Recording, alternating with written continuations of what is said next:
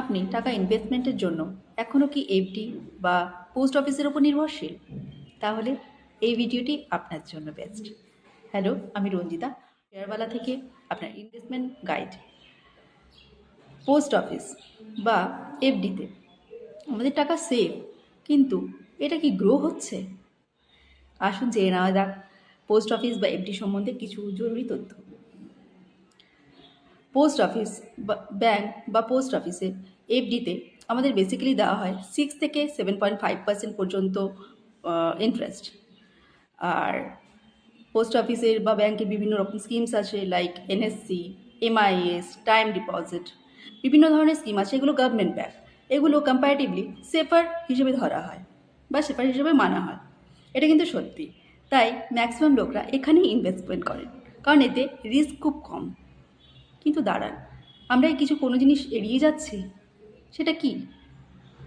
Yes, সেটা হলো inflation. Inflation আমরা ম্যাক্সিমাম লোকরা এড়িয়ে যাই, বা হয়তো তার ব্যাপারে হয়তো সঠিক আমাদের নলেজ নেই। আসুন জেনে নেওয়া যাক ইনফ্লেশন জিনিসটা কি। ইনফ্লেশন হলো, ধরুন আপনি 100 টাকায় কোনো জিনিস আজকে কিনেছেন, কাল সকালে সেটি ইনফ্লেশনের দরুন হয়ে দাঁড়াবে 106 কি 7 টাকায়। তার মানে টাকার মূল্য দিন দিন কমছে। আর আজকালকার বাজারের যা মূল্য আমরা তো জানি, সে মেডিকেল এক্সপেন্সেস বলুন বা ঘরের খরচা বা এডুকেশন বাবদ খরচা, এই জিনিস কিছু করুন না করুন, এটা তো আপনাদের খরচা করতেই হয়।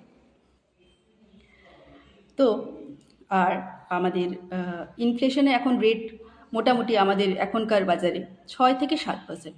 আর আমাদের আমাদের পোস্ট অফিসে বা ব্যাংকে আমাদের ইন্টারেস্ট রেট বেসিক্যালি 6 থেকে 7.5%। তো আমাদের রিয়েল ইনফ্লেশনকে বিট করে তারপরে আমাদের রিয়েল প্রফিট আসে 0.5% থেকে মোটামুটি 0%ও হতে পারে। তো এখান থেকে বোঝাই যাচ্ছে যে এটা আমাদের কাছে সেফ, কিন্তু এটি ইনফ্লেশনকে বিট করে না। তো আমি বলবো আপনাকে একবার অন্তত মিউচুয়াল ফান্ডে টাকা ইনভেস্ট করার কথা আপনি ভাবতেই পারেন। আপনারাই বলুন না, কোনটা best, mutual fund, post office না এফডি? ভিডিওটি এই বলে শেষ করলাম। আশা করি ভিডিওটি ভালো লেগেছে। এই ধরনের আরও তথ্য জানার জন্য আমাদের ফেসবুক পেজটি আপনি ফলো করে দিতে পারেন। Thank you.